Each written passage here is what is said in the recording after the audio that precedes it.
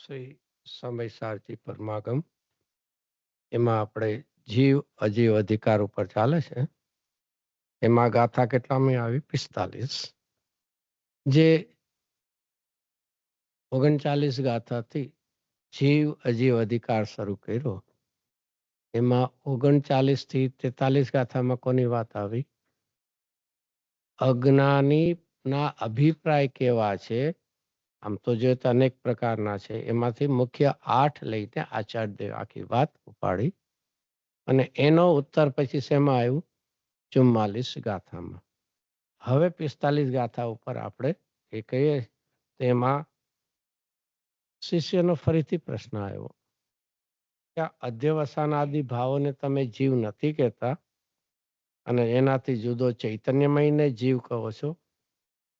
અમને તો આ જે અધ્યવસાન ભાવો છે કોની સાથે સંબંધ લાગે છે? જીવ સાથે છે. અને છતાં એને પૂતગલના કેમ કીધા તમે? ત્યાં કોનો છે? શિષ્યનો પ્રશ્ન છે. આ બધા છે ને પ્રશ્નો શેના કારણે થાય છે? પ્રશ્ન શેના માટે? ખુલાસો કરવા કરતા પણ શું છે? શાસ્ત્રની કથન પદ્ધતિને જાણતા નથી. એટલે જેવી રીતે આપણે કોઈ કીધું કે મેં બગાસું ખાધું, પછી કોઈ પૂછે ને પેટ ભરાઈ ગયું ને, એનો તો બગાસું કોને કહે? નહીં કહેતા છે. એક સામાન્ય બારમાં એમ કે ને બગાસું ખાધું, તો આપણે એને કહેશું તારું પેટ ભરાણું. એવું કેમ નથી? કારણ કે એક કથન પદ્ધતિ, એમાં બગાસું ખાધું એટલે શેનું પેટ? બારમાં તો લઈએ છે ને, હીરાની ડબ્બી લઈએ, પાણીનો ગ્લાસ લઈએ, એવું હોય કોઈ દી? તો એ શું છે? જેને ખબર નથી એ શું કરશે? એમાં વિપરીતતામાં. એમ શાસ્ત્રની કથન પદ્ધતિ કેવી રીતે હોય છે? નિશ્ચય વ્યવહારની છે. સાથે સાથે જેમ અત્યારના પરમાત્મ પ્રકાશમાં આવ્યું ને, ક્યાં સુધીના આત્માના નથી ત્યાં સુધી લીધું. રાગાદિ ભાવમાં, રાગાદિમાં પણ કોની વાત લીધી હતી? મુનિ રાજના 28 મૂળગુણના દ્રવ્યલિંગના પરિણામ પણ એ શું છે? આત્માના કહેવાય. એનું નામ શું આપ્યું હતું? અસદભૂત ઉપચાર કીધું હતું. એનાથી આગળ વધીને જે મોક્ષ માર્ગના પરિણામ છે એને પણ આત્મા કહેવાય. શું છે? સદભૂત ઉપચાર. કારણ કે એક પરિણામ છે, એક સમયના છે, અને હું ત્રિકાળી ભગવાન આત્મા તો કાયમ ટકવા વાળો છે. તો એ રીતે ક્યાં સુધી લઈ ગયા? ત્યાં સુધી એમાં શબ્દ આવ્યો હતો ને, આ ભેદ જ્ઞાનની પરાકાષ્ઠા છે. જ્યારે અંતરંગ અનુભવમાં જાય છે ત્યારે આ દ્રવ્ય છે, આ પર્યાય છે, એવા ભેદ પણ ત્યાં હોતા નથી. એક આનાથી એક વિચારવા જેવું છે. આપણે ક્યાં હજી પડ્યા છે? હજી તો પરદ્રવ્ય મારા છે એમાંથી પણ હજી છૂટાતું નથી ને. કે આપણા હોય તો ના કેમ પડે? How can we deny? બહુ જ વિચારવું પડશે. ગુરુદેવસિંહ એના માટે શું સિદ્ધાંત આપે? મારું હોય તે મારાથી છૂટું પડે નહીં, અને છૂટું પડે તે મારું. હવે એપ્લાય કરી નાખો. This is the principal. હોય છે ને મેથ્સમાં શું હોય છે? ફોર્મ્યુલા. એ બધાને શું કરો? એપ્લાય કરો. ફોર્મ્યુલા શીખા નહીં ને એક્સરસાઇઝ કરવા બેઠા, શું થશે? તો એમાં બધા જીવનમાં શીખવા જેવા. These are the foundation. Course કરવો પડે કે નહીં? કોઈમાં જઈએ તો કે સીધું આવડી જાય? કોમ્પ્યુટરનો સી આવડી જાય સીધું? એના ફાઉન્ડેશન કોર્સ પહેલા તો થતા હતા બધા, તો ગ્લોબલ ને બધા એવા કઈ નામ તો બધા હતા પેલા. ચલો જે હોય તો અહીંયા આપણને ફરીથી શિષ્ય પણ આચાર્યદેવની વાત સ્વીકારતો જાય છે, પણ છતાં પોતાની મૂંઝવણ છે. એ જ વાત આગળ તો આચાર્યદેવ લઈ લીધી. તું નય વિભાગ જાણતો નથી, આ એનાથી આ ગરબડ ઊભી થાય. કારણ કે શાસ્ત્ર છે ને, શાસ્ત્ર એમાં કઈ નયનું કથન હોય? ખાલી નિશ્ચયનું હોય કે ખાલી વ્યવહાર? વ્યવહારનું શું કામ છે? વ્યવહાર તો છોડવા જે અભૂતાર છે ને, છોડવા જોઈએ એનું કઈ કામ નથી ને.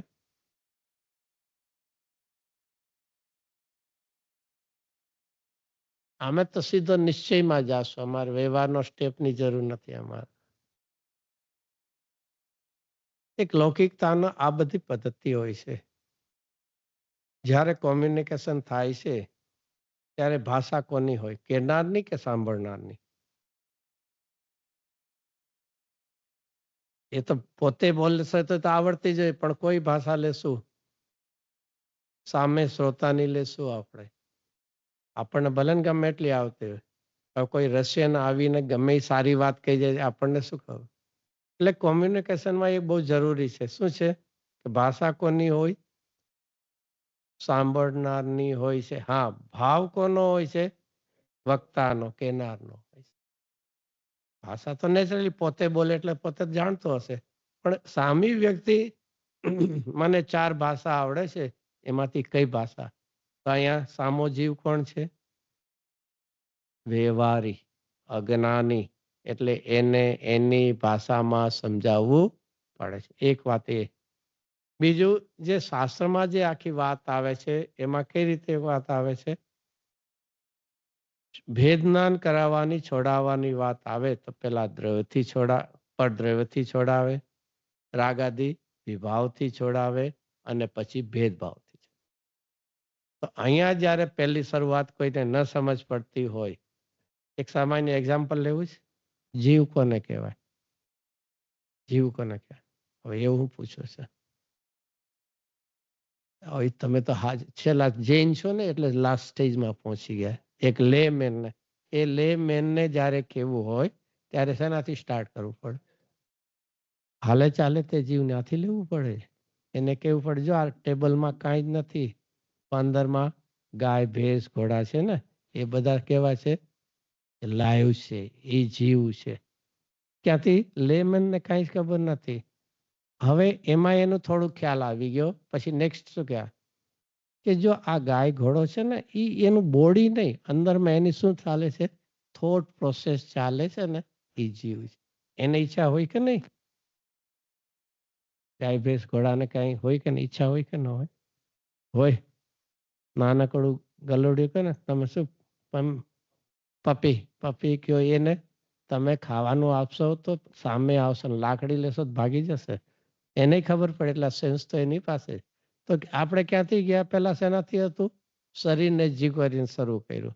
હવે શેના ઉપર આવે છે? એને ઈચ્છા છે એના. હવે એનાથી આગળ શેમાં?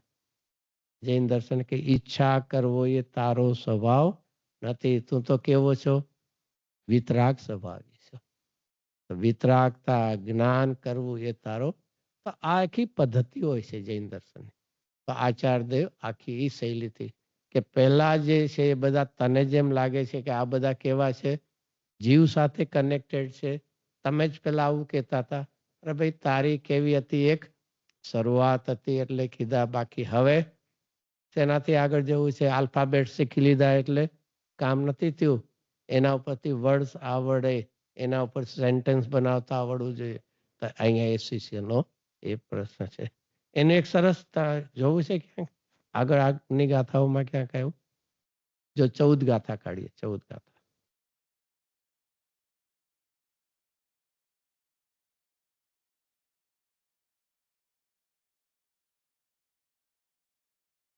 Page number 37.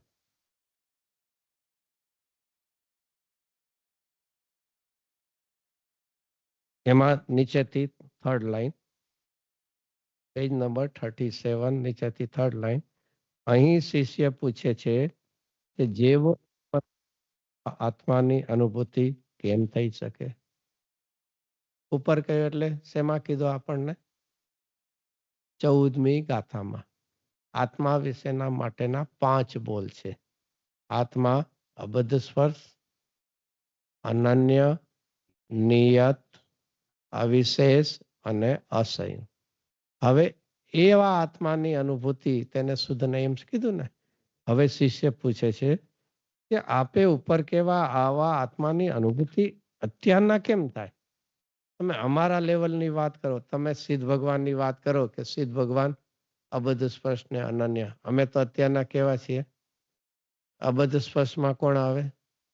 અબદ્ધ સ્પર્શમાં કર્મથી બંધાયેલો નથી અને નો કર્મથી સ્પર્શાયેલો. અદ્રવ્ય કર્મ પરદ્રવ્યથી ભિન્નતા કરી. પછી બીજામાં કયો આવ્યો? અનન્યમાં એટલે જુદી જુદી ગતિ, અને એમાં લઈએ તો વ્યંજન પર્યાય આકારની. એનાથી આગળ નિયત. નિયતમાં કોણ આવે? પર્યાયમાં વૃદ્ધિ, આની જે અર્થ પર્યાય છે એની વાત આવે. પછી ચોથો બોલ અવિશેષમાં ગુણ ભેદથી રહે. અને છેલ્લો અસંયુક્તમાં સુખ દુઃખ લીધું છે વેદનભૂત ભાવવાના.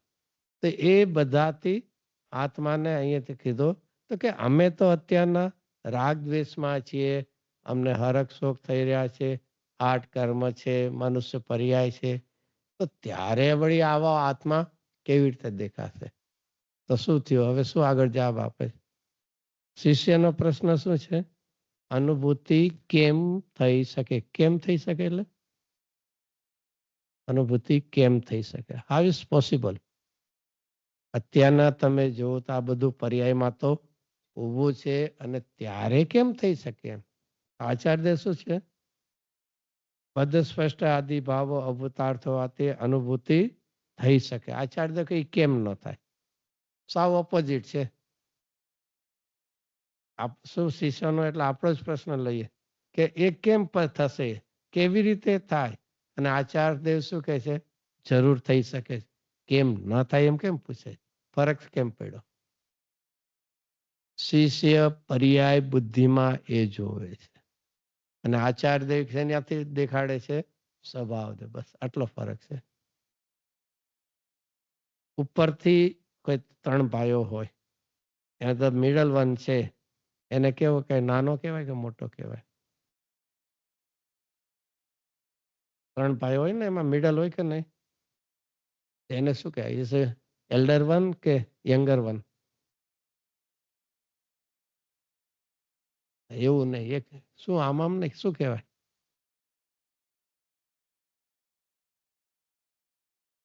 ત્યાં તો બધું આવડે છે, કારણ કે ત્યાં એ બધા શીખેલા છે. અહીંયા એ શીખવાનું છે.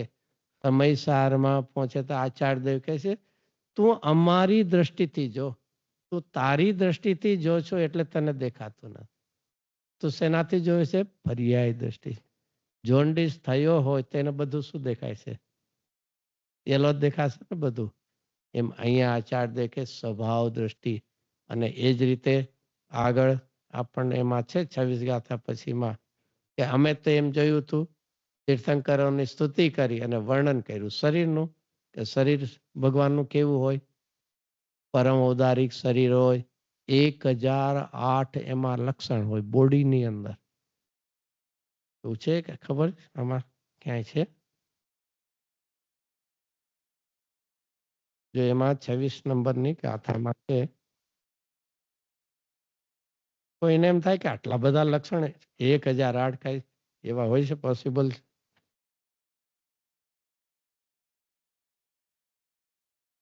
હવે એમાં જો એમાં છે પેજ નંબર 62 છે અને 24 નંબરનો કળશ છે.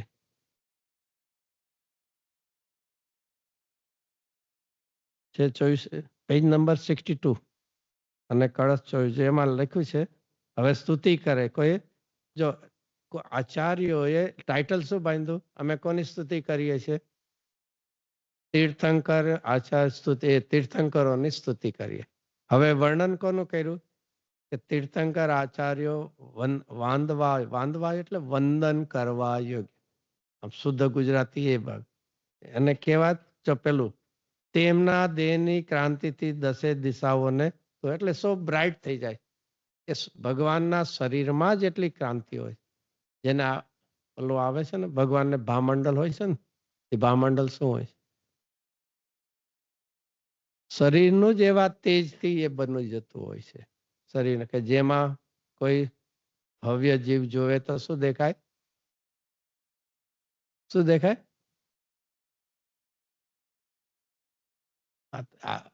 ભૂતકાળના પણ ત્રણ દેખાય, વર્તમાનનું પણ દેખાય અને ભવિષ્યના પણ.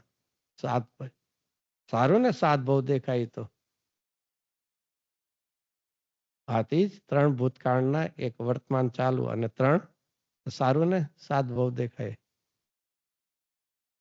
અરે સારું નહીં, તારે તો નિશ્ચિતપણે હજી કરવાના જ ભવ એમ દેખાય. એમ કે મિનિમમ ખાલી 4 દેખાય. ચાલો એ અહીંયા પછી પોતાના તેજ વડે તેજવાળા સૂર્યને ઢાંકી દે છે. પોતાનું રૂપ જેમ કામદેવ હોય ને એના કરતા પણ એનું રૂપ હોય છે. દિવ્ય ધ્વનિની વાણી, જો આ ખાસ વાંચવા જેવું શું છે, દિવ્ય ધ્વનિથી વાણીથી ભવ્યોના કાનોમાં સાક્ષાત સુખરૂપી અમૃત વરસાવે છે. ક્યારે આવે લાગે છે ગુરુદેવસિંહની વાણી સાંભળીને કોઈ પૂછે ક્યાં ગયા હતા, કે પ્રવચન સાંભળવા માટે. ત્યાં શું સાંભળ્યું, તો શું કે અમને આજે જાણે કંઈક અમૃતની જેવી વાણીનો સ્વાદ અમને મળ્યો. એવું લાગ્યું છે ક્યારે એ વાણીમાં જાણે અમને અમૃત મળ્યું એવી છે. અને છેલ્લે શું છે 1008 લક્ષણ.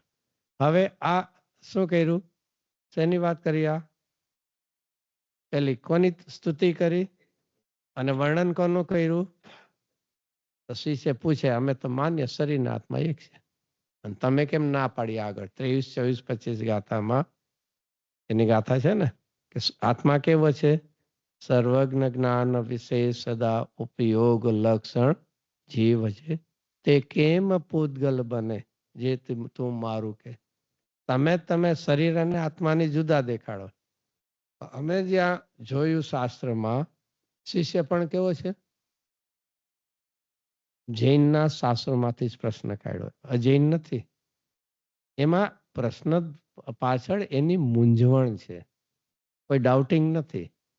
આપ કહેવા માંગો છો એ વાત, પણ અમે શાસ્ત્ર વાંચીએ, આ જ મોટો ફરક છે. એ શાસ્ત્ર જે આપણે વાંચીએ છીએ અને એ જ ગુરુદેવસિંહ વાંચીએ, ફરક છે કઈ? એ તો પૂછાય જ ને, એને ફરક એટલે કઈ ઇટ્સ નો મેચ. એમ એક શબ્દમાંથી ગુરુદેવ કેટલા ભાવ કાઢતા હોય, તો એ દેખાડે છે એમની દ્રષ્ટિમાં શું હોય, જેનો અનુભવ છે ને એનું વર્ણન આવે. અને અહીંયા તો આપણને ખબર નથી, ખાલી શબ્દોની રમતમાં હોય છે. તે અહીંયા એ કહે છે કે આપ તો શરીરને આત્મા ભિન્ન છે. અહીંયા વર્ણન કર્યું શરીરનું અને કીધું અમે તીર્થંકર આચાર્યોની સ્તુતિ કરી. તો જો એની સામે જવાબ છે 63 પેજમાં ફર્સ્ટ, ત્યાં આચાર્ય કહે છે કે એમ નથી. એમ નથી એટલે ના, તે ખોટું વાંચ્યું છે, એવું બધું શાસ્ત્રમાં નથી લખ્યું. એમ નથી ને, એટલે શાસ્ત્રમાં એમ લખ્યું નથી, તે ખોટું વાંચ્યું છે, ખબર નથી. આચાર્યદેવ કહે છે કે તે વાંચ્યું છે સાચું, પણ એમાં સમજ્યો છે એમ નથી. શું છે, વાંચ્યું તો બરોબર શબ્દોથી વાંચ્યું છે, પણ એના શું નથી પહોંચ્યા, ભાવ સુધી પહોંચતું નથી. તો શું છે, શું ફરક પડી, તું નય વિભાગને જાણતો નથી. આ મોટામાં મોટું શીખ. નય વિભાગ એટલે આ કથન નિશ્ચયનું છે, આ કથન વ્યવહારનું છે. એ જ્યાં સુધી સમજશે નહીં ત્યાં સુધી કાંઈ ખ્યાલમાં નહીં આવે. બધા આ બધાના દ્રષ્ટાંત શાસ્ત્રોમાં આવે છે. એકાદ દ્રષ્ટાંત લઈએ શાસ્ત્રોમાં આગળ. પેલું જે પેલા ગુજરાતીમાં કહીએ તો બધું ખાવાનું બધું પૂરું થઈ ગયું, બધું પછી વાસણ ને બધું સાફ કરે, પછી એઠવાડ કે ને, એઠવાડ તો ખબર હશે ને, એ પછી બહાર ફેંકતા હોય ને. એક ભાઈ ઉપર હતા રહેતા, ફર્સ્ટ ફ્લોર ઉપર રહેતા હતા, બધું થઈ ગયું એઠવાડ, કે તું ફેંકે, પણ માણસ જોઈને ફેંકજે. શું કીધું એને, માણસ જોઈને ફેંકતે. તો હવે ત્યાં ઉભા રહ્યા ફેંકે જ નહીં. તો શું કીધું, કેમ તમે શું કીધું તું, માણસ જોઈને, તો કોઈ માણસ જ નથી નીકળતું, હું શું કરું. શું કર્યું એને, આ આપણી જ આવી જ ભૂલ છે. તું કહેવાનો ભાવ ન સમજો, માણસ જોઈને નાખજે, એટલે તો માણસ ન હોય ત્યારે નાખજે. અને તેનો શું લીધું, આ બહુ જ જરૂરી છે. શબ્દોનું ગ્રહણ છે, ભાવનું ગ્રહણ નથી. આ એનાથી વિપરીતતા છે. એક જ્યાં આ કોમ્યુનિકેશનમાં જ્યાં સુધી ઇન્ટેન્શન નથી પકડાતા ત્યારે આખો ઝઘડો થતા હોય. શું છે કોઈના પણ ઇન્ટેન્શન સુધી પહોંચ અને ત્યારે જ તમે એને જસ્ટિફાય કરી શકતા હોય છે. You should read between the line ને આ બધું એ કરવું જોઈએ. ગુરુદેવસિંહનું એક પણ દ્રષ્ટાંત સમજાયો સમજે નહીં કરે કાંઈનું કાંઈ ફાનસ સળગાવો. ફાનસ તો ખબર છે. ફાનસ સળગાવો કયું નાખ્યું ભડકા. ફાનસ સળગાવવાનું કીધું તો એને શું કર્યું એક મોટો ફાયર બનાવ્યો એની અંદર એને ફાનસ નાખી દીધું. કેમ બરોબર કીધું કર્યું કે નહીં? ભાઈ એનો અર્થ એમ ન હોય એની વાટ કાઢીને એટલે આપણને ધીઝ આર ધ બહુ ફની આ લાગતા હોય પણ ઇસ રિયાલિટીમાં આપણને એક બહુ જ મેસેજ આપે છે આપણને કે શું કરવા. અહીંયા શાસ્ત્રમાં બીજી કોઈ પદ્ધતિ નથી. અજ્ઞાનીને સમજાવવો છે તો અજ્ઞાનીની જે ભાષા સમજે છે. નાનું બાળક હોય જસ હજી એકાદ વર્ષ એને કહેશું ને પાણી પીવું છે એમ કહેશું ને આપણે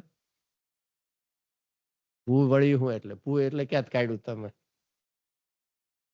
એ બાળકને માટે એ પાણી શબ્દ હજી એને ગ્રાહ્ય નથી. એના માટે અગ્નિ હશે તો હું કરી દઈશ ત્યાં જેમ એમ અહીંયા આપણને તો અહીંયા પણ આપણને આમાં આખી વાત આચાર્ય કહે છે કે અહીંયા જે અમે એને પૂતગલના કીધા છે શેના માટે સ્વભાવમાં નથી. એક અહીંયા એક પહોંચી જવું. શું પહોંચી જવું? મારું શું છે? સ્વભાવમાં હોય એટલું મારું અને સ્વભાવમાં નથી એટલું મારું નથી.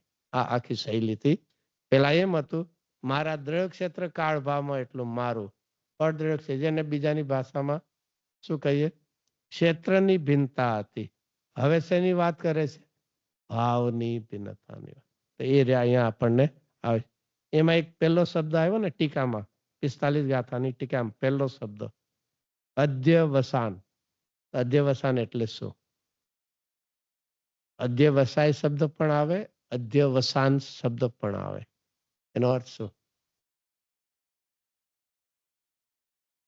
આમાં છે બધા ખુલાસા તો છે પણ પાના પહેરવા પડે. પેજ નંબર 388 અને 389 એની ફૂટનોટ.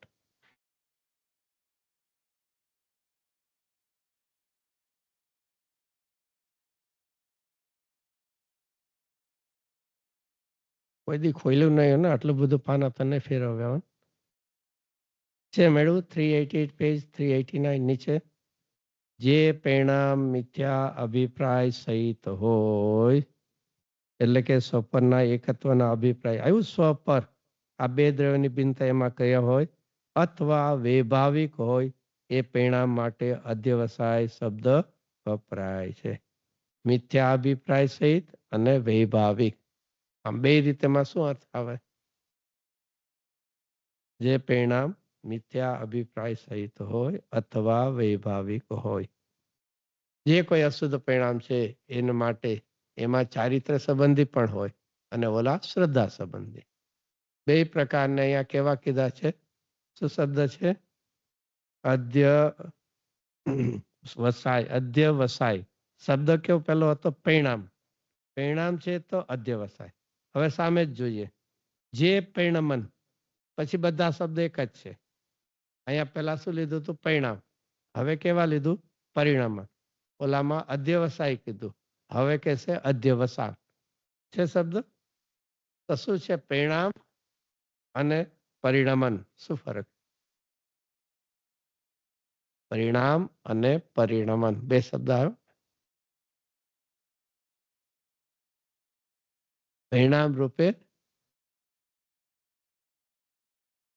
પરિણામ એટલે શેમાં આવ્યું? પરિણામ કરવું શેમાં આવ્યું? પરિણામમાં કે પરિણમનમાં?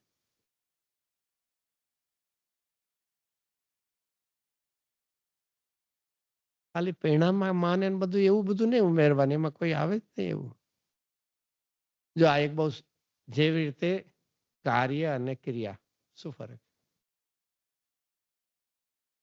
એને કર્મ પણ કહેવાય. 6 કારકમાં કર્મ કહેવાય ને અથવા એને કાર્ય કહો અને ક્રિયા આવે છે કે આવા શબ્દો? કર્તા પરિણામી દ્રવ્ય દ્રવ્ય રૂપ પરિણામ ક્રિયા પર્યાયકી ફેરની પછી આગળ આટલું તો આવડી ગયું. હવે તો એક છેલ્લું તો મેં એમાં એટલે નામ 3 છે. એક એનો અર્થ કર્તા પ્રેરણા કર્મરૂપ ક્રિયા પર્યાય પ્રેરણ વસ્તુ એક ત્રયના શું છે? એક જ ના આ રીતે નામ છે. તમે ખાલી એ છે એ રીતે જો તો એનું નામ શું કહેવાય? કાર્ય છે. એ પલટીને થયું છે. વ્યયપૂર્વકનો ઉત્પાદ છે અથવા ઉત્પાદ પૂર્વકનો વ્યય થવાનો એનું નામ શું કહેવાય? ક્રિયા. જેને અહીંયા શું છે? પરિણમન. અને છે એનું નામ શું કહેવાય? પરિણામ છે. એ કાર્ય છે, એ કર્મ છે. તે રીતે અહીંયા આપણને વાત કરી છે. અહીંયા હવે આખી વાત શેનાથી લીધી? પહેલા સામાન્ય પ્રમાણમાં શું આવે? એમાં વાંચીએ કે અધ્યવસાન આદિ સમસ્ત ભાવોને ઉત્પન્ન કરનારું જે 8 પ્રકારનું જ્ઞાનાવરણ આદિ કર્મ તે પૂતગલમય છે. હવે શું શબ્દ શું છે? પહેલું શું આવ્યું? કોણ છે? અધ્યવસાન આદિ સમસ્ત ભાવો છે. એ શું છે? એને ઉત્પન્ન કરનાર કોણ છે? 8 કર્મ. એટલે કે 8 કર્મના સંગમાં એના લક્ષ્ય આ બધા પરિણામ થાય છે. પછી કર્મ કેવા છે? એ બધું પૂતગલમય છે અને તેથી એ બધાને પૂતગલ. હવે બીજી રીતે વાત લે છે કે આ જે 8 કર્મો છે એનું જ્યારે વિપાક આવે છે અને ત્યારે આ બધા પરિણામો છે એનું શું મળે છે? ફળ આકૃતા મળે. ઓલું પહેલામાં લીધું કે 8 કર્મ જે છે એના નિમિત્તે આ બધા ભાવ થાય, એના લક્ષ્ય થયા એટલે માટે પણ પૂતગલના કીધા છે. અને 8 કર્મ જે છે એના ઉદય કાળે એના ફળ રૂપે 12માં એ મળતા હોય છે. તો એક પૂતગલ કર્મ જો પૂતગલ છે દ્રવ્ય કર્મ તો એના ફળ રૂપે જે 22માં એને પણ અહીંયા પૂતગલ કઈ નાખી વાત લીધી છે કે એનું ફળ બહુ જ વિચારવા જેવું. ચાલે હજી એમાં વાંચીએ શું છે? એમાં કર્મના ફળ પણ જે કહેવામાં આવે છે એટલે કે એ બધા કેવા છે? અનાકુળતા લક્ષણ જે સુખ એવો આત્મ સ્વભાવ તે રૂપ હોવાથી વિલક્ષણ ને તે રૂપ છે. હવે શું શબ્દ શું છે? જે કર્મનું ફળ આવે છે એમાં સાતા વેદનો આવે તો શું થાય? આકુરતા થાય થોડી. એકદમ કમ્ફર્ટેબલ ઝોનમાં હોય તો શું કરીએ? એન્જોય કરીએ ને. એમાં આકુરતા હોય, દુઃખ હોય ન હોય ને. નિરોગી હોય, બાયમાં આર્થિક બરોબર હોય, સમાજમાં નામ બોલાતું હોય એને વળી દુઃખ ક્યાં છે? એમાં દુઃખ ક્યાં છે? ન હોય ને. એને 10 આંગળી શેમાં હોય તો પછી એને શેનું દુઃખ હોય? બોલું સહેલું છે, તમને ત્યાં શું દુઃખ હોય? શું દુઃખ હોય? હા, શરીરમાં રોગ થાય, નિર્ધનતા ગુર્દે કે ને શું થાય? ઓલી દુકાનમાં આગ લાગે, વીમા વાળો ભાંગી દીકરી રાંડે બધું એવા ઘણું ગુર્દે તે દુઃખ હોય એ તો હજી અમે શું કહીએ? માની શકાય. પણ જ્યાં બધું જ ફેવરેબલ બધું થતું હોય, શ્રીમદજી કહે ને ઓલામાં અવળા કરીએ સવળા બધા જેના પાસા થતા. અવળા એટલે ખોટી કામ કરે ને સાતાના ઉદય બધું સવળું થાય, કાંઈ ન થાય ને. હાથ નાખે ધૂળમાંથી સોનું કાઢે. 12માં બધા દ્રષ્ટાંત તો ખબર ન હોય. તો અહીંયા કહેવાનું એક શું છે કે આપણે ક્યારે પણ દ્વેષની આકુરતાને ઓળખી શક્યા છે ક્યારેક, હજી કહું. બાકી રાગની આકુરતાને ઓળખ્યા જ નથી. રાગની આકુરતામાં શું લાગે છે? સારું લાગે છે. અહીંયા બે વાતની છે એ બધા કેવા છે? અને સુખની વ્યાખ્યા, સુખની શું વ્યાખ્યા લખી આમાં? અનાકુળતા લક્ષણ છે સુખ નામનો જે આત્મ સ્વભાવ. આવું ક્યાંય શબ્દ છે બીજે ક્યાં? 5મી સુખ શક્તિ છે.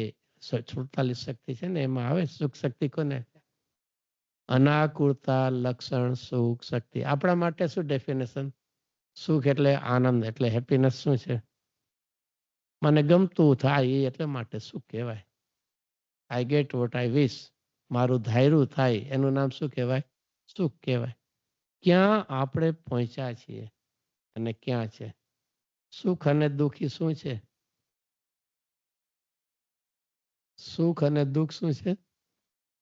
કલ્પના છે કે વેદનભૂત ભાવ છે? સુખ દુઃખ કલ્પના એ તો અજ્ઞાન ભાઈ બારમાં માન્ય જ, બાકી પોતાના પરિણામમાં વેદનભૂત ભાવ છે કે નહીં? વેદનભૂત ભાવને આપણે સંયોગમાં નાખ્યા. જેનું જ વેદન નથી એમાં સુખ દુઃખ કેવી રીતે કહી શકીએ? આ સુગંધ છે એ મીઠી છે કે કડવી છે? સુગંધ તો ખબર પડે એટલે બધું વાંધો નથી. મીઠી હોય કે કડવી હોય? અરે દુઃખ ઈ ટેસ્ટમાં હશે તને, સુગંધમાં ને એમાં ક્યાં હશે તને?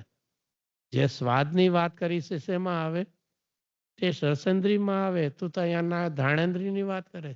એમ સુખ અને દુઃખ ઈ કેવા છે? વેદનભૂત ભાવ પોતાથી ક્યારેય જુદા હોઈ શકે નહીં. અને આપણે જેનું વેદન નથી એવા સંયોગમાં સુખ અને દુઃખ. આટલું લખીને વિચારી લેવું. શું વિચારી લેવું? સુખ તેનું નામ કે જેમાં આકુરતા ન હોય. અબજો રૂપિયા જેની પાસે એ તો શાંતિ હશે ને એને તો એનું ટેન્શન. પૈસાથી સુખ મળે છે, ઉલટાનું જેમ વધે એમ સુખના પર્સન્ટેજ વધવા જોઈએ. સપોઝ 5 કરોડ હોય અને 5% 5% સુખ હોય તો પછી મલ્ટીપ્લાય થાય તો ઉલટાનું સુખના પર્સન્ટેજ પણ થવા જોઈએ ને, બરોબર ને? મલ્ટીમિલિયનર જે બધા હશે સુખી હશે ને, રાત પડે આનંદથી સુઈ જતા હશે ને.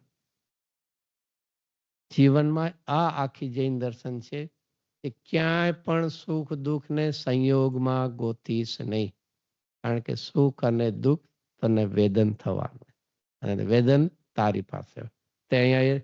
અને દુઃખમાં હવે જો શબ્દ શું છે? તે દુઃખમાં જ આકુરતા લક્ષણ અધ્યવસાન આદિ ભાવો પામે. જો એમાં શું છે? આકુરતા જ છે. એ તને રાગ હો કે દ્વેષ હો, હરખ હો કે શોક હો, એ આકુરતા છે.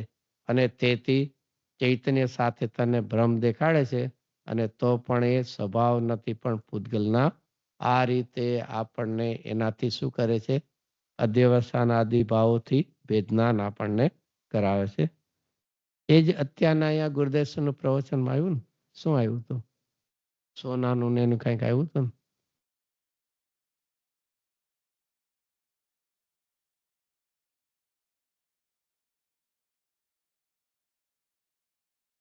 ત્યારે પણ ઓફર આવી હતી. નામ કીધું ને, ભાવનગરના હતા, રતિભાઈ હતા. 35 તોલા ઇમેજિન ને, આટલા વર્ષો પહેલા 1 તોલા 35 તોલા એટલે. અચ્છા એની આની પાછળ ગુરુદેવનો ઇન્ટેન્શન શું છે? આપણે ભાવના કરીએ બનાવવું પત્ર કુંદનના, પણ એક ઇન્ટેન્શન શું છે? એ બનાવીને અંતે તો એના પ્રિઝર્વેશનની એક સિક્યુરિટીમાં એક ચિંતા રહેશે. અને એટલા માટે જે પરમાગમ મંદિર ત્યારે બન્યું ત્યારે છેલ્લે અષ્ટપાઉડના અક્ષરો બધા શેમાં લખવાતા? સોનામાં. ગુરુદેવે બધું અટકાવી દીધું. વાય? બધા કે ના એટલું બધું તો આપણને ભેગું થઈ ગયું. ફંડમાં તો ઘણા તો બધા સોનાના જે બધા ઓર્નામેન્ટ્સ આપી દીધા હતા બધા. એની પાછળ શું ઇન્ટેન્શન શું છે ગુરુદેવનું? કે આજે માની લ્યો સોનાનું એનું કર્યું વરખ, એને કે સોનાના વરખ લગાવીને કર્યું. આજની વાત ને આજ 50-100 વર્ષ પછી, 50-100 થઈ ગયા, 100 વર્ષ પછી કદાચ કોઈક આવશે કે આમાં સોનું હશે એમ કરીને શું કરવાના? ડેમેજ કરવાના છે. આપણો જે પર્પસ છે કે કુંદ આચાર્યદેવની વાણી ક્યારેક એ કઈ લેંગ્વેજમાં ત્યાં ધાર્મિક કર્યું છે એમ મૂંઝાણ છે? કઈ ભાષામાં લખાડું છે ત્યાં? પરમાગમ મંદિરમાં મૂળ ગાથા પ્રાકૃતમાં, ટીકા બધી સંસ્કૃતમાં. ગુજરાતીમાં લખી હોત તો, હિન્દીમાં લખી હોત તો હવે અમે જઈએ અમને કઈ ખબર ન પડે. આમ ખાલી ભાવનાથી કરીએ જ બધું. ઇટ વુડ બેન બેટર ને. એક વિચાર કરવો જોઈએ. આચાર્યદેવની પોતાના શબ્દો આપણે કરીએ એ મહાનતા છે. એ તો આપણી પાસે એટલું જ્ઞાન નથી એટલે ટ્રાન્સલેશન કર્યું છે આપણા, પણ એ પણ એક પવિત્ર આચાર્ય દેવની દેવનાગરી કહેવાય. એ પ્રકારની એમાં તો ગુરુદેવસિંહ કે આપણે અહીંયા પ્રિઝર્વેશન માટે કુનકુન આચાર્યદેવની વાણી, ગુરુદેવસિંહને કુનકુન આચાર્યદેવ પ્રત્યે કેટલી મહિમા હતી એનું ઇન્ડિકેશન શું છે? ઇન્ડિકેશન શું છે? સોનગઢમાં કુનકુન આચાર્યદેવ પ્રત્યે એમની વાણી પ્રત્યે બહુમાન છે એનું ઇન્ડિકેશન નહીં ખબર? ઇન્ડિકેશન એટલે કંઈક એનું ચિહ્ન અંબારમાં શું? સમોસણ તો છે, આ તો પરમાગમ મંદિરમાં જે આખું પદચિહ્ન છે, પણ આખો પરમાગમમાં કોઈ તો ઈ જ એનું ચિહ્ન દેખાડે છે કે ગુરુદેવસિંહને એમની વાણી પ્રત્યે અને આચાર્યદેવ પ્રત્યે આચાર્યદેવનું ચિત્રપટ ચરણ ચિહ્ન એ પહેલા ગુરુદેવસિંહના ભાવનાના રૂપે શું બન્યું હતું?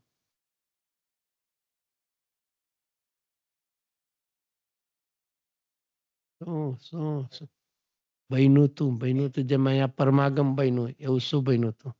બન્યું હતું ઇવેન્ટ્સ નથી, મોલ્યુમેન્ટ શું બન્યું છે? એ તો છે સમોસણમાં આચાર્યદેવની પ્રતિમા એ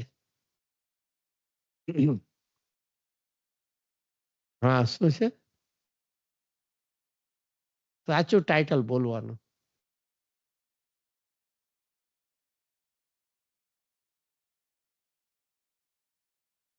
તકલીફ છે બધે જઈ આવીએ છીએ પણ નામે નથી, બધા ટાઇટલ નથી ખબર.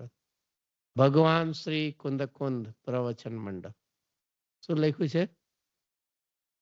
80 વર્ષ પહેલા ગુરુદેવસિંહને કુનકુન આચાર માટેનું કંઈક થવું જોઈએ. ઓકે, શાસ્ત્ર છપાવીએ છીએ, આચાર્યદેવની પ્રતિમા પણ છે, તો પાછળ શું ટાઇટલ આપ્યું? ભગવાન. બહુ કોઈને એમ થાય કે ભગવાન કેવું ટાઇટલ કેમ આપ્યું? અરે પદ્મમલધારી દેવે નિયમ સારમાં એમના માટે ભગવાન શબ્દો કેવી અંદરની ભાવના હોય બહુમાન પ્રત્યે કે જેમના એક શાસ્ત્રે ગુરુદેવસિંહના જીવનમાં શું ચમત્કાર કર્યો. એક દિશા બદલી અને પછી દશા બદલી. એવી રીતે કે તે વર્ષો પહેલા એ ગુરુદેવસિંહની ભાવના રૂપે એ હોલ બન્યો, તેનું ટાઇટલ શું રાખવામાં આવ્યું? ભગવાન શ્રી કુંદ પ્રવચન મંડપ. પછી અહીંયા ફરીથી ગુરુદેવસિંહને એક ભાવના જાગી, તો મુંબઈમાં 80મી જન્મજયંતિ હતી એ ત્યારે આ ડિસાઈડ કરવામાં આવ્યું હતું કે એ, અને ત્યારે આજ બધું થોડું ગુરુદેવસિંહ કીધું ત્યારે કેવું બનાવવાનું હતું? ખાલી એક હોલ બનાવવાનો. એમાં મહાવીર ભગવાનની પ્રતિમાની સ્થાપનાની વાત નહોતી કે એક હોલ જેવું બનાવીને એમાં આવા કોતરવાની વાત થઈ હતી.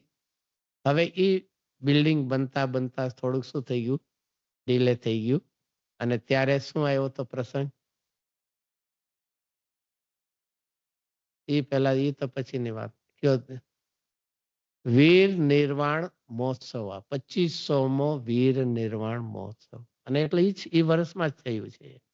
અને ત્યારે એક સજેશન આવ્યું, કીધું ને ફૂલચંદજીએ કે ગુરુદેવસિંહ કે આ મહાવીર ભગવાનના 2500મો થાય છે, અંતે તો કુનકુનાચાર્યદેવની છે, પણ એ ક્યાંથી આવી આખી વાણી કહીએ તો વીરનો ધ્વનિ ગુરુ પરંપર જે મળશે ને તે શાસન નાયક, એટલે એમની વાત આવી. અને બીજું એમની એક સજેશન એ હતું કે તમે ખાલી હોલ રૂપે કરશો ને તો લોકો નહીં આવે, એક પ્રતિમા રાખી હશે તો લોકોને એક આવવાનું સાથે કેવું રહેશે. એટલે બે કોમ્બિનેશન કર્યું એમ કે આ 2500મો નિર્વાણ મહોત્સવ ચાલ. સોરી, આ બધી ગુરુદેવનું આજ સાંભળ્યું એટલે થોડી સ્ટોરી વધારે પ્રસંગ ગમે ને આવો, એમાં કઈ માથાકૂટ નહીં ને આ બધું વળી અધ્યવસાંશો ને પૂતગલના પરિણામ ને જીવના બધું આ બહુ ઇઝીલી થાય ને.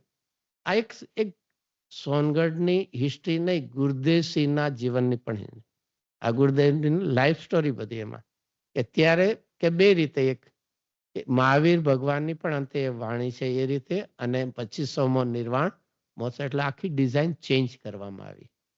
હવે કદાચ એટલે ત્યાં પહેલા તો એક મોડેલ બનાવ્યું હતું કે કેવું હોલ બનાવવું એવું, પછી એની ડિઝાઇન આખી બદલી નાખી એવું પછી ક્યાંક જોયું સોનગઢમાં બીજું કાંઈ?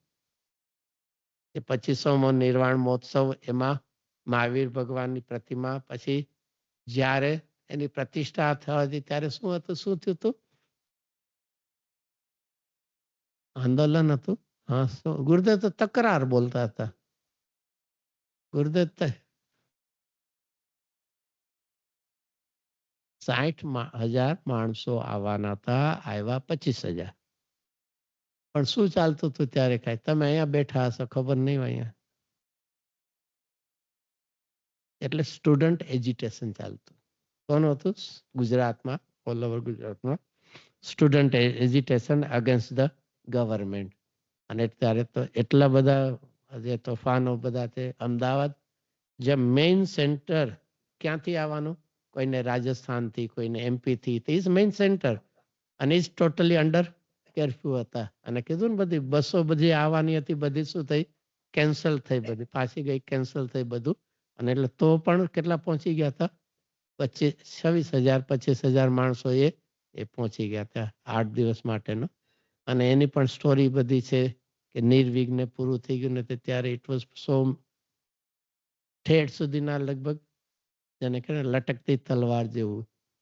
ત્યાં પણ એવી એજિટેશન ચાલતું હતું કે અહીંયા સ્ટુડન્ટનું એજિટેશન તમે આટલું સેલિબ્રેટ કરો એમ આટલું બધું તમારે ત્યારે તો બધું શું જોઈએ? 25,000 માણસો આવે તેના માટે વ્યવસ્થા હોય ને, ફ્યુલ ને દૂધ ના આ તે બધા એ બધું પાછું સરખું થાય. ચલો એની આવ. હવે એમાં એક ગુરુદેવસિંહના એક ઇન્ટેન્શન આ વાણીને પ્રિઝર્વ કરવા માટે છે એટલે એને સોનાથી એવી એનાથી ના પાડી હતી. ગુરુદેવસિંહની જેને શું કહેવાય દૂરદર્શી આખી સ્થિતિ એ છે કે અત્યારનું તમે નહીં, ભવિષ્યનો સાથે એનો એ વિચાર. હા, તમારે પૈસા વાપરવા છે તે શેમાં કીધું ગુરુદેવ? અને ગુરુદેવ કીધું હવેથી નહીં, સોના ચાંદીમાં નહીં. કે જેમ ઓલો એક્ઝામ્પલ આપ્યું છે ક્રિશ્ચિયાનિટીમાં કે ગમે એને આખી એક રૂપિયાની વેલ્યુ હોય એને બદલે 2 પૈસા લોકોને કોઈને ફ્રી આપી દેતા. તો એની કેમ છે એક વિચારી લેવું છે તત્વજ્ઞાન જો જળવાઈ રહ્યું છે તો આ જળવાય રહે. બાકી કોઈ બીજાથી તો એક શું છે એક ઉછાળા જેવું એક આવતું હોય. ચલો એક થોડી આ વાત નીકળી. તો અહીંયા પેલું શું હતું? પરમાગમ મંદિર કેવું પેલું બનવાનું હતું? હોલ ખાલી, કોઈ ભગવાન એવું નતું. પછી આ પ્રસંગ આવ્યો 25મો નિર્વાણ ને એટલે માં એવું પછી કઈ હજી આગળ બન્યું સોનગઢમાં કઈ? નંદેશ્વર તો બન્યું ને?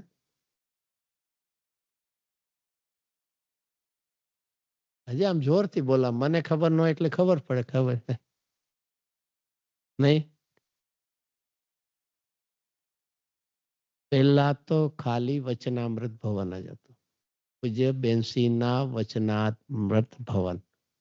એમાં કાંઈ જ પેલું ગુરુદેવસિંહના નહીં, પંચમેરુ નંદીશ્વર પણ નહીં, પછી આદિનાથ ભગવાન પણ નહીં, સૂર્યકીર્તિ ભગવાન ને મહાપદ એ પણ કાંઈ જ નહોતું. અને એ ગુરુદેવસિંહને હાજરીમાં એનું ખાતમુહૂર્ત થયેલું. પછી તો હવે ઇમિડિયેટ પછી તો ખબર છે બધાને કે ગુરુદેવસિંહનો સમાધિ થઈ, વિરહ થઈ ગયો. અને તો પછી પ્રશ્ન થયો કે હવે ગુરુદેવસિંહના પણ વચનામૃત એમના પ્રવચનમાંથી ગોતીને બનાવીએ. એટલે પછી ગોઈતા બેનસિંહ પછી એને રિફર પોતે કરીને તો પછી શેનું બન્યું? બે કમ્બાઈન થયું ને પછી પૂજ્ય ગુરુદેવસિંહના વચનામૃત પ્લસ સોરી આ સ્વાધ્યાયમાં થોડુંક શું બન્યું એની જરા હિસ્ટ્રી ખબર પડે એના માટે. અને બેનસિંહના એમાં પછી ફરીથી થયું કે આ એક કરીએ પણ લોકો શેના માટે આવશે અંદર? પછી એક જોવાલાયક જોઈને બહાર નીકળી પડશે. તો શું વાત થઈ થોડીક કે આ પંચમેરુ નંદીશ્વર એમાં બના એ વાત થઈ. એમાં પછી આખી વાત આગળ વધી કે એ ગુરુદેવસિંહ છે ભાવિમાં થવાના છે તેની એક સ્થાપના કેમ ન કરીએ? તો એમની ભાવિ કરવી હોય તો સાથે મૂળ નાયક કોણ બનાવશું? તો કે આદિનાથ.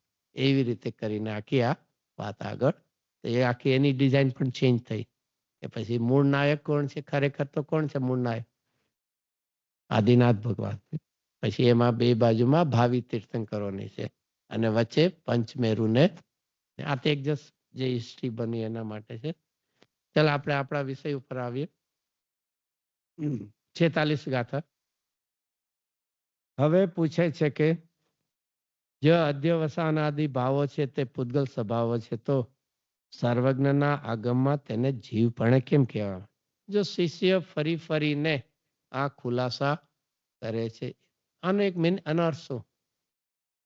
અમૃતચંદ્રાચાર્ય શિષ્યના મુખમાં આવા પ્રશ્ન મૂકીને શું, કોઈ છે ને ઘણી વાર એવું બનતું હોય કોઈ પૂછી ન શકે ને કોઈ પૂછે, એમ અહીંયા કોઈના પ્રશ્નો મનમાં ઉગ્યા હોય અને નથી એમ, તો અહીંયા આચાર્ય પોતે જ એ મૂકે છે.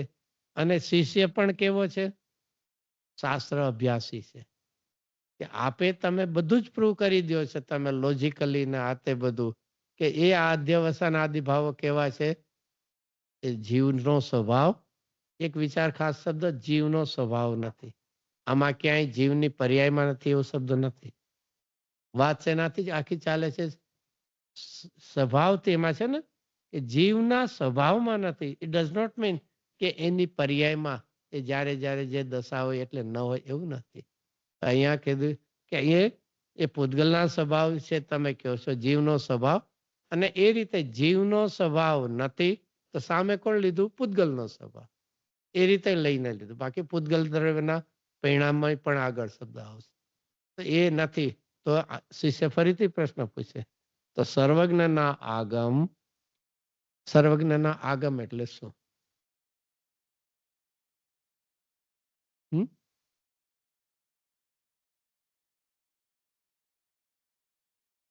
કથાના સર્વજ્ઞના વચન આપે. વચન એટલે શું? જીન વાણી એટલે ભગવાનને લખેલા શાસ્ત્રો. તો બીજું શું? એટલે શું કઈ બધા કઈ સર્વજ્ઞના આગમ એટલે સર્વજ્ઞ પરમાત્મા એ લખેલા. ચલો એનાથી આગળ ગણધરે લખેલા. ચલો ઓકે, હા, ઝીલીને પછી લખેલા.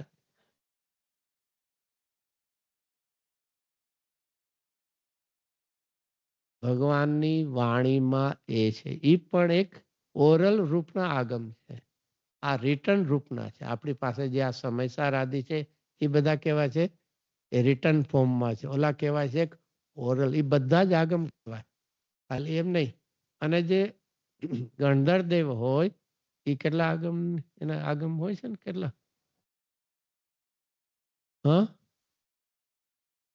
12 અંગ અને 14 પૂર્વ. એ બધા લખવા ઇઝ પોસિબલ નથી. એટલું જ્ઞાન એમને પ્રગટ. ભગવાનની વાણી સાંભળતા એમને એટલું જ્ઞાન, અને એ રીતે ઝીલેલા છે. આપણે છે ને એની રચના કરે છે એવા શબ્દો આવે છે ને. રચના એટલે રાઇટિંગ થાય છે, ન વિચારવું. કેમ નહીં? એ હાઉ ઇઝ પોસિબલ કેમ નથી? 12 અંગ હોય છે ને એમાં સૌથી ધ ફર્સ્ટ વન કયું છે? આચાર અંગ. Very good. એના કેટલા પદ છે? 18,000 પદ છે. અને એક પદની અંદર કેવા છે? એના શ્લોક, એનું એનું મેજર કરવાનું એક યુનિટ હોય, એને શ્લોક કે. કેટલા શ્લોક પ્રમાણ કહીએ? 51 કરોડથી જાજરા. ફરીથી એક પદની અંદર કેટલા આવે? 51 કરોડ. જેમ અહીંયા આપણે એક ગાથા લઈએ ને ફોર એક્ઝામ્પલ, એવા કેટલા એક પદની અંદર કેટલા આવે? 51. જાજરા એટલે પછી રફ ફિગર છે એટલા માટે. પછી એવા કેટલા લેવાના? 18,000. 18,000 ગુણ્યા 51 કરોડ. એટલા શ્લોક કોણ લખી શકે? આયુષ્ય એટલું હોય કે ન હોય? પછી એનાથી આગળ કેટલા? લગભગ ડબલ. બધામાં નથી. આચારંગ, સુગુણાંગ ને એ બધા ક્યારેક પૂજામાં તો આવતા હશે, પણ ઉપાધ્યાયના આવે છે ને 11 અંગ ને પૂર્વની આવે ને 25 ગુણ. પંચપરમેશ્વરીની પૂજા કરીએ એમાં બધા છે. એમાં આચારંગ એટલે આચાર પાડવાના શું હોય? મુનિરાજ હોય, શ્રાવક હોય તેને કેવા હોય. એમાં સમવાય અંગ એક આવતું હોય. સમવાય અંગ એટલે કમ્પેરેટિવલીમાં ઇક્વાલિટી કોની હોય? જેવી રીતે 6 દ્રવ્યોમાં ધર્માસ્થી એક, અધર્માસ્થી એક, આકાશ એક, તો એ રીતે એની સિમિલારિટી. એવી રીતે પ્રદેશ, તો જીવના પ્રદેશ, ધર્માસ્તિકાયના પ્રદેશ, અધર્માસ્તિકાયના પ્રદેશ, લોકાકાશના પ્રદેશ, એ બધા ઇક્વલ છે. એ રીતે જે સરખું ઇક્વલ હોય એનું બધું વર્ણન બધા. ચલો એ તો બધું ક્યાંનું તે એમાં એ એટલા બધા ક્યાંય લખવા એ કોઈ શક્ય નથી. તેનો અર્થ શું સમજવો ત્યારે જ્ઞાન એટલું પ્રગટ. તો એ પછી પરંપરામાં ક્યાં સુધી આવા શાસ્ત્રો નહોતા, શાસ્ત્રો હતા જ નહીં. શાસ્ત્ર લખવાનું ક્યારે શરૂ થયું? દર્શનાચાર દેવે ગિરનારગીરીની ગુફામાં પુષ્પદંત અને બુદ્ધબલી એ બે મુનિરાજ હતા એને બોલાવ્યા. કારણ કે ત્યાં સુધી એવા ક્ષોભસમ હતા કે ગુરુ કે અને શિષ્ય સાંભળે તો યાદ રહે. ત્યારે કોઈ શાસ્ત્ર લખવાની ક્યારે જરૂર પડી? મેમરી લો થવા માંડી. આજે ક્યારેક પણ ઘણી વાર ને પેલું તમારે બધા રાખતા હોય ખબર નહીં, 2 days વર્ક કરીને ટાઇટલમાં પછી લખી રાખ્યું હોય ને, પછી એક એક પડીને શું છે ટીક મારે ને આજ દિવસમાં એ કેમ લખવું પડ્યું? એમાં તો આ મોબાઈલમાં લખતા હશે. કારણ કે એ શું છે આપણી મોબાઈલ છે એ બહુ જ એડવાન્સમેન્ટ દેખાડે છે ને. મોબાઈલથી આપણે કેટલું એડવાન્સ સાયન્સ થયું એને દેખાડે છે ને, ડિપેન્ડન્સી દેખાડે. મેમરાઇઝ નહોતું. પેલા ટેલિફોન તો ભલાને મોઢે યાદ હતા ને હવે શું જોવું પડે? We are day to day machine ઉપરની આપણી ડિપેન્ડન્સી વધતી ગઈ છે. લો બધું તો એ જોયું અને ત્યારથી પછી શાસ્ત્ર રચવાની. તો અહીંયા જે સર્વજ્ઞના આગમ એટલે ઓરલ રૂપે, વાણી રૂપે અને એક લખાણ રૂપે છે. એક અંકધારીનો તો એમાં જો એમાં છે, ક્યાં છે વાંચું છે? ક્યાં છે?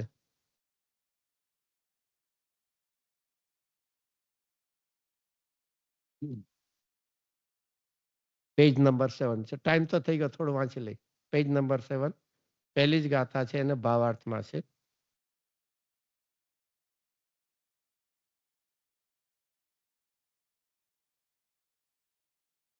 એમાં જો આખું ઘણું જયચંદ્ર લખ્યું છે. 14 પૂર્વમાં 5મો જ્ઞાન પ્રવાદ છે. એમાં પણ એક એકમાં 12 વસ્તુ અધિકાર હોય અને એક એક વસ્તુ અધિકારના 20 પ્રાભ્રત હોય અને એમાં 10મા વસ્તુ એમાં એનું નામ સમય એ પ્રાભ્રત. એના મૂળ સૂત્રોના શબ્દોનું જ્ઞાન પહેલા મોટા આચાર્યને હતું અને એના અર્થનું જ્ઞાન કુંદકુનાચાર્ય. શું છે? શું શબ્દ આવ્યો? કુંદકુનાચાર્ય શું જ્ઞાન હતું? અર્થનું જ્ઞાન હતું, મૂળ શબ્દોનું નહોતું. શું છે? મૂળ અર્થનું જ્ઞાન તો એટલે વર્ડ ટુ વર્ડ જે હતું એ બધું પહેલવાના આચાર્યનું હતું. કુંદકુનાચાર્ય દેવ પાસે તો એનો એક ભાવ એમની પાસે આવ્યો હતો. એટલે એ મૂળ શાસ્ત્રોના જે શબ્દો એ સૂત્રનું અને એનો અહીંયા ભાવ. અહીંયા એ વાત છે એનો આપણને 46 ક્યાં છે તો અહીંયા કે એ સર્વજ્ઞના આગમમાં જીવ પણ કેમ ક્યાં અમે એગ્રી થયા કે આપે કહો છો કે એને કે તો કહેવાનું કારણ શું પડ્યું? જો એ પૂતગલના જ હતા તો એને જીવ પણ શું કહે એનો ઉત્તર 46 ગાથામાં